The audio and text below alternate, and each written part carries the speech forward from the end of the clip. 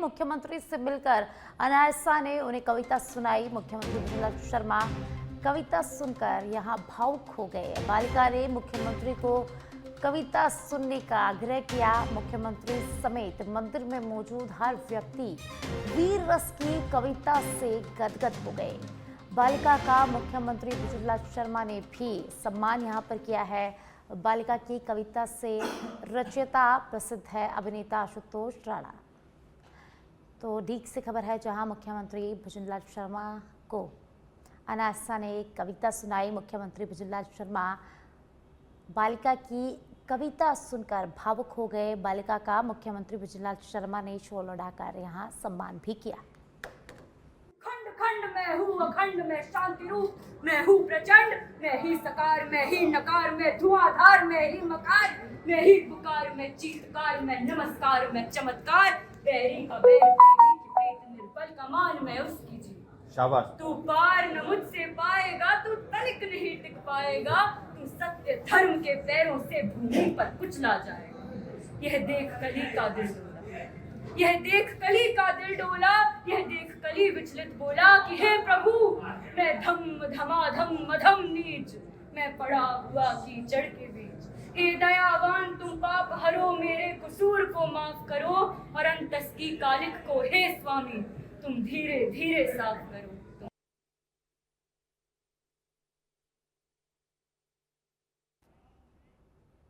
और अब अलवर की खेड़ली से खबर है जहां खेतों में पानी देने गया किसान खेत में मृत पाया गया। देवी धोलागढ़ थाना क्षेत्र के गांव साजनपाड़ा का यह पूरा मामला है। सुबह चाय देने पहुंचे परिजनों को खेत में किसान का शव पड़ा मिला। परिजन उसको घर लेकर आए। अलाव जलाकर सिकाई की कोशिश भी यहां पर की गई। खेड़ली उपजिला अस्पताल ले जाने पर किसान को डॉक्टरों ने मृत घोषित कर दिया। शव खेड़ली उपजिला अस्पताल के मोर्चरी में रखवाया गया है। देवी धोलागढ़ थाना को पुलिस इसकी सूचना दे दी गई है। परिजनों ने अत्यधिक ठंड से मौत की आशंका यहां पर जताई है। तो अलवर के खेड़ली से खबर है जहां एक किसान का शव खेत में पड़ा मिला। सुबह चाय देने गए परिजनों को किसान का शव मिला। परिजन उसे अपने घर लेकर आए। अलाव कर सिकाई की कोशिश की गई। उसके बाद किसान को जिला अस्पताल लेकर जाया गया जहां डॉक्टरों ने उसे मृत घोषित कर दिया। देवी धोलागढ़ थाना क्षेत्र के गांव साजनपाड़ा का ये पूरा मामला बताया जा रहा है। तो अब पुलिस को इसकी सूचना दे दी गई है। पुलिस यहां पर पहुंचेगी। हमारे साथ सर पाँच बोलने गया भागखंड अंकल और वो हमको उसमें चाय देने गया जब वो मृत मिला था। कहाँ पर मृत मिला था? जंगल में। जंगल में क्या करने गया था वो? पानी मोड़ने गया था। पानी मोड़ने गया था। हाँ जी। उसके बाद क्या किया आपने? हम चाय देने गए जब वो हमको मृत मिला फिर उसको घर। और अब झुंझुनू से खबर है जहां सड़क हादसों में लगातार हो रही जनहानि के बाद परिवहन विभाग अब पूरी तरह से हरकत में आ गया है। 31 दिसंबर की तय समय सीमा पूरी होने के बाद सरकारी और निजी बसों और कारों की छतों पर लगे लगेज कैरियर के खिलाफ कार्रवाई शुरू कर दी गई है। परिवहन विभाग का कहना है कि अब समझाइश का दौर खत्म हो चुका है और नियमों की अनदेखी करने वालों पर सीधे चालान और अन्य वैधानिक कार्रवाई यहां पर की जाएगी। दरअसल जयपुर के नजदीक हुए भीषण हादसे में बस की छत पर रखा सामान ढीले बिजली तारों की चपेट में आ गया था। इस घटना ने पूरे परिवहन तंत्र की सुरक्षा व्यवस्था पर सवाल खड़े कर दिए थे। इसी के बाद परिवहन आयुक्त एवं रोडवेज एमडी पुरुषोत्तम शर्मा ने प्रदेश भर में सख्त निर्देश जारी करते हुए 31 दिसंबर तक सभी सरकारी और निजी बसों की छतों से लगेज कैरियर हटाने के आदेश दिए थे। तो झुंझुनू से खबर है जहां बस कारों की छतों से लगेज कैरियर हटाने पर एक्शन में पुलिस नजर आ रही है। नियम तोड़ने वालों पर सीधे चालान अब किए जाएंगे। आपको बता दें कि कुछ दिनों पहले जयपुर में भीषण हादसा हुआ था। यहां मजदूरों से भरी बस के ऊपर लगेज रखा हुआ था और ढीले तारों में लगेज फंस गया था जिसके कारण भीषण हादसा हो गया था। इसमें कई मजदूर जल गए थे, उनकी मौत हो गई थी। भीषण आग जो है वो बस में लग गई थी। उसके बाद परिवहन विभाग एक्शन मोड में आ गया और लगेज कैरियर हटाने के निर्देश यहां पर दिए थे और समय सीमा 31 दिसंबर रखी गई थी और अब झुंझुनू में नियम तोड़ने वालों के खिलाफ पुलिस एक्शन मोड में नजर आ रही है। देखो, अभी फिलहाल समझाइश चल रही थी ट्रांसपोर्टर से, बस ऑपरेटर से, और बस ऑपरेटरों ने इसमें बढ़ चढ़ के हिस्सा भी लिया है। रोडवेज के लगभग कैरियर हट चुके हैं, और जो लंबे रूट की हैं, जयपुर जाने वाली बस हैं या कार्यालय के सामने से जो भी बस जा रही है, इन सब के लगभग कैरियर हट चुके हैं। फिर भी कुछ एक बसें जो बची हैं तो उनको भी कैरियर हटाने के लिए बोल दिया गया है, और जो नहीं तो फिर इनके परमिट कंडीशंस के वायलेशन के चालान होंगे। लाइट मोटर व्हीकल है तो 5,000 का, और हैवी मोटर व्हीकल है तो 10,000 का वायलेशन ऑफ परमिट कंडीशन के चालान होंगे और उतरवाए जाएंगे। AIS 052 नॉर्म्स के अकॉर्डिंग कहीं भी बस के ऊपर कैरियर यानी लगेज कैरियर रूफ के ऊपर, छत के ऊपर होना कहीं भी नहीं दे रखा है। और कोई भी बॉडी बिल्डर जो है अपने जिले में अब कैरियर नहीं लगा रहा किसी भी बस पे, और उतार के उनके आप देख क्या वो बाड़े भरे। रानीवाड़ा उपखंड क्षेत्र की नवगठित सिंगावास ग्राम पंचायत के मुख्यालय को बदलने के फैसले ने एक बड़ा जन आंदोलन खड़ा कर दिया है। सिंगावास के सैकड़ों ग्रामीणों ने उपखंड अधिकारी कार्यालय पहुंचकर मुख्यमंत्री के नाम ज्ञापन सौंपा और अपनी कड़ी आपत्ति यहां पर दर्ज कराई है। ग्रामीणों ने कहा कि यदि पंचायत मुख्यालय बहाल नहीं हुआ तो पूरा गांव आगामी चुनाव में वोट का बहिष्कार करेगा। राज्य सरकार द्वारा सिंगावास को नई ग्राम पंचायत के रूप में गठित किया गया था। सिंगावास मुख्यालय के लिए सभी आवश्यक मापदंड और भौगोलिक पात्रता पूरी करता है, लेकिन ग्रामीणों का आरोप है कि राजनीति हस्तक्षेप के कारण प्रशासन ने अचानक सिंगावास का नाम हटाकर सेवाड़िया को ग्राम पंचायत मुख्यालय घोषित कर दिया है, जिसके बाद ग्रामीणों ने इस फैसले को लेकर सिंगावास गांव की जनसभाओं के विपरीत बताया है। तो वोट बहिष्कार की चेतावनी यहां पर ग्रामीणों ने दी है और SDM को मुख्यमंत्री के नाम ज्ञापन सौंपा है। मुख्यालय सेवाड़िया शिफ्ट करने के विरोध में ग्रामीणों ने यहां पर प्रदर्शन किया है।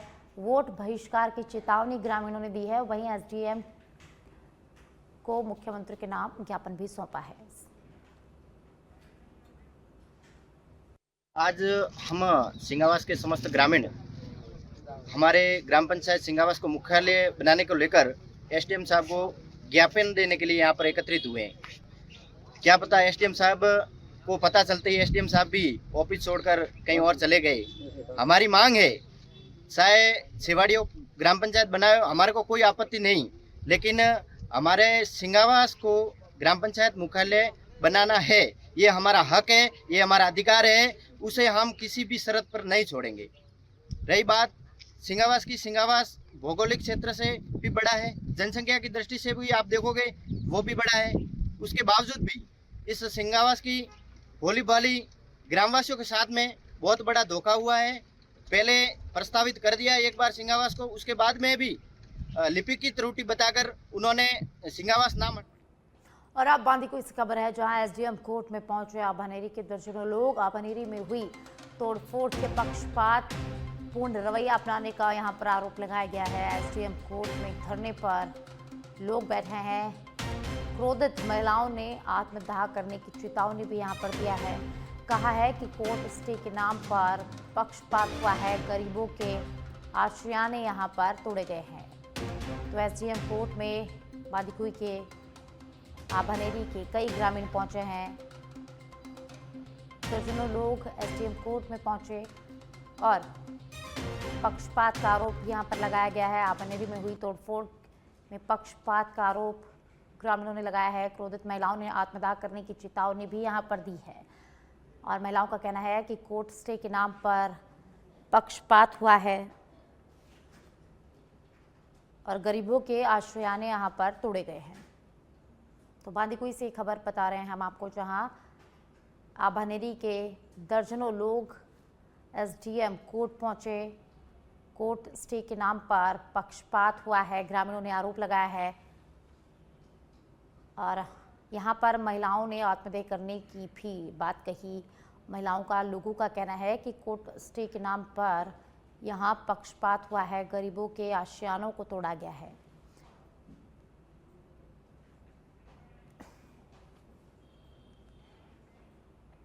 बाड़मेर जिले के शिव थाना क्षेत्र में सड़क हादसे के बाद माहौल तनावपूर्ण हो गया है। निजी कंपनी के वाहन की टक्कर से एक व्यक्ति की मौत के बाद परिजनों और ग्रामीणों में भारी आक्रोश देखने को मिल रहा है। झांफली गांव निवासी जबर सिंह बुधवार रात बाइक से लखा गांव जा रहा था, तभी तेज रफ्तार कंपनी की बोलेरो ने उसे टक्कर मार दी। गंभीर रूप से घायल जबर सिंह को पहले शिव सीएचसी और फिर बाड़मेर रेफर कर दिया गया, जहां इलाज के दौरान उसकी मौत हो गई। घटना के बाद शिव विधायक रविंद्र सिंह भाटी और भाजपा नेता स्वरूप सिंह खारा के नेतृत्व में सैकड़ों लोग बाड़मेर मेडिकल कॉलेज अस्पताल की मोर्चरी के बाहर धरने पर बैठ गए। प्रदर्शनकारियों का आरोप है कि कंपनी वाहनों की लापरवाही से क्षेत्र में लगातार हादसे हो रहे हैं। उनकी मांग है कि दोषियों पर कड़ी कार्रवाई हो और पीड़ित परिवार को आर्थिक सहायता यहां पर दी जाए। मौके पर प्रशासन और पुलिस मौजूद है, वहीं कंपनी प्रतिनिधियों से वार्ता लगातार यहां पर की जा रही है।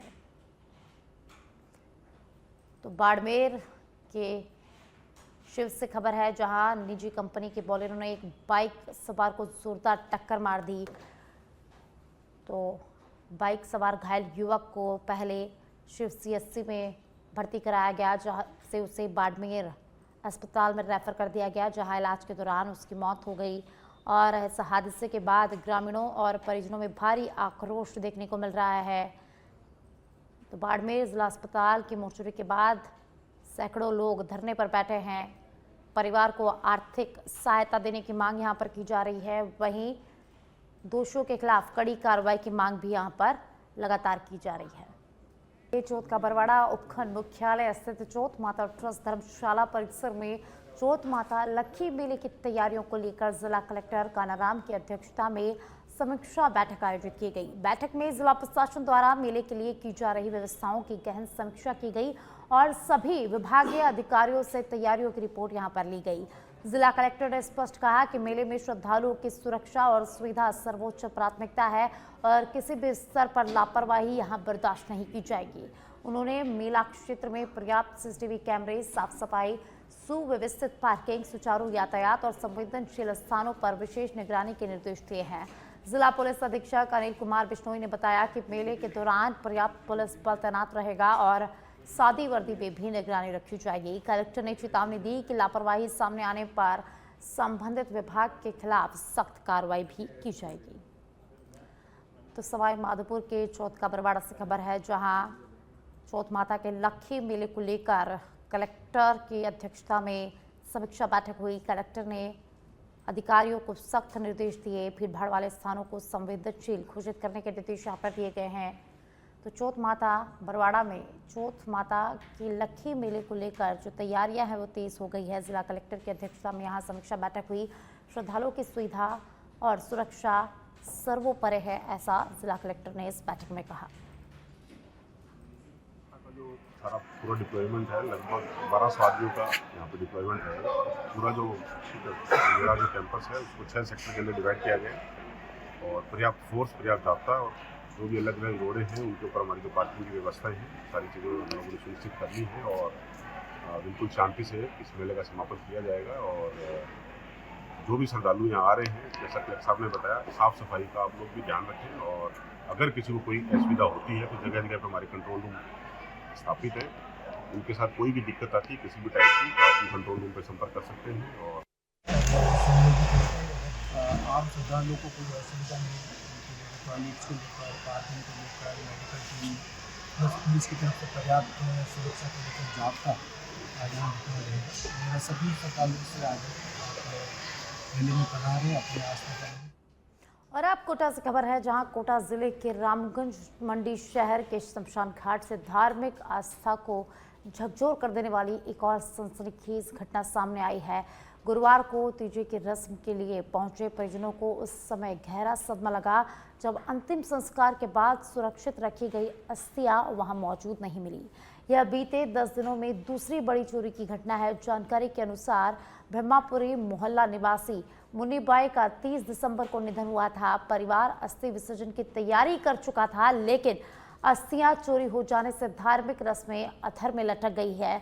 सूचना पर रामगंज मंडी थाना अधिकारी संदीप कुमार शर्मा पुलिस बल के साथ मौके पर पहुंचे और विशेष जांच टीम का गठन यहां पर किया गया है।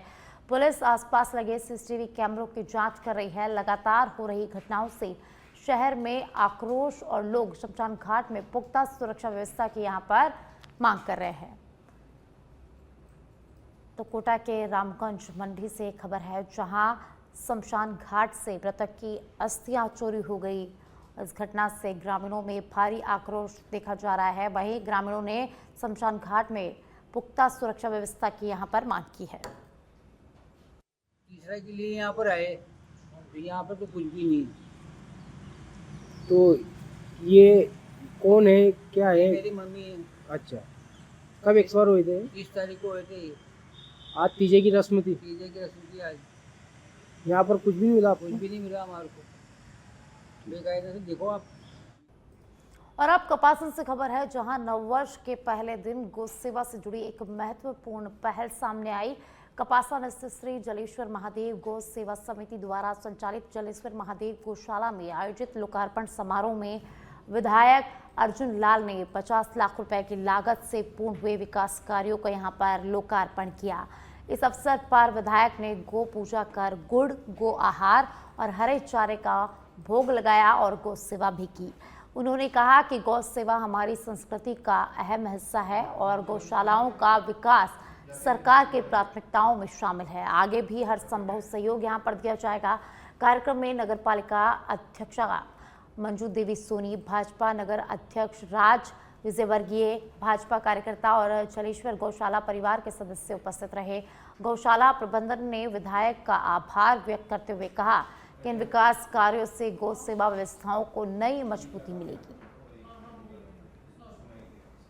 नगर पालिका कपासन द्वारा जलेश्वर गौशाला के अंदर पिछले 2 वर्षों में लगभग 50 लाख रुपए का काम करवाया गया, जिसमें सीसी सड़क है, घास घर है, टीन शेड है और गेट है और शीशी है और गायों के घास के लिए कुंडी। जैसलमेर जिले के नाचना और फलोदी के नोक सरहदी इलाके में बीती रात संदिग्ध परिस्थितियों में घूमते एक पाकिस्तानी नागरिक को स्थानीय पुलिस ने पकड़ लिया है। इस संदिग्ध को सरहदी क्षेत्र में अजीब गतिविधियां करते देखा गया, जिसके बाद नाचना और नोक पुलिस ने तुरंत उसे हिरासत में ले लिया है। गिरफ्तार व्यक्ति ने अपना नाम इशरत और निवासी स्थान सरगोदा पाकिस्तान बताया है। पुलिस फिलहाल उसके संतोषजनक जवाब न देने और सुरक्षा को ध्यान में रखते हुए उससे हिरासत में रखा हुआ है। इस मामले में पुलिस ने अभी तक किसी भी प्रकार की खुलासा जानकारी साझा नहीं की है। सुरक्षा बलों ने सीमा क्षेत्रों में निगरानी और सतर्कता यहां पर बढ़ा दी है। पुलिस का कहना है कि पूरी जांच और पूछताछ के बाद ही इस घटना को लेकर आगे खुलासा किया जाएगा। बीएसएफ के जवानों द्वारा बीती रात पाक घुसपैठिया को पकड़ा गया है। घुसपैठिया का नाम असरत बताया जा रहा है और इस घुसपैठिया को पकड़कर नोक पुलिस को सुपुर्द कर दिया गया है और इसकी उम्र 35 साल बताई जा रही है। ये घुसपैठिया सरगोदा पंजाब पाकिस्तान का बताया जा रहा है। हालांकि नोक पुलिस थाना में इसकी पूछताछ की जा रही है ताकि ये किस कारण से यहाँ पर आया था और क्या इसका उद्देश्य था। फलोदी से सच में धड़क के लिए दीपक व्यास की रिपोर्ट। देसुरी के हरिओम सागर बांध क्षेत्र में एक करीब 8 फीट लंबा मगरमच्छ रियास इलाके में घुस गया। यह मगरमच्छ बांध के समीप आबादी वाले क्षेत्र में देखा गया। सूचना मिलने पर वन विभाग की टीम मौके पर पहुंचे और रेस्क्यू ऑपरेशन यहां पर शुरू किया गया। वन कर्मी रुगाराम, प्रहलाद सिंह, शुभम कुमार और पुष्पेंद्र कुमार के साथ समाजसेवी हीर सिंह राठौड़ भी इस प्रयास में जुटे। टीम द्वारा मगरमच्छ को सुरक्षित पकड़कर उसे वापस उसके प्राकृतिक आवास में छोड़ने की कोशिश यहां पर की जा रही है। यह क्षेत्र मगरमच्छों की मौजूदगी के लिए जाना जाता है और इससे पहले भी अन्य बांध क्षेत्रों में इसी तरह की घटनाएं सामने आ चुकी हैं। और आप जयपुर के चाकसू से खबर है, जहां सिक्किम के राज्यपाल ओम प्रकाश माथुर का चाकसू में जोरदार स्वागत हुआ। जयपुर से गंगापुर जाते समय NH-52 बाईपास पर राज्यपाल का जोरदार स्वागत किया गया। विधायक रामावतार बैरवा के नेतृत्व में 101 किलो फूलों की माला राज्यपाल को पहनाई गई। भाजपा के सैकड़ों कार्यकर्ता और पदाधिकारी भी इस दौरान मौजूद रहे। तो जयपुर के चाकसू से खबर है, जहां सिक्किम के राज्यपाल ओम माथुर का जोरदार स्वागत चाकसू में किया गया है।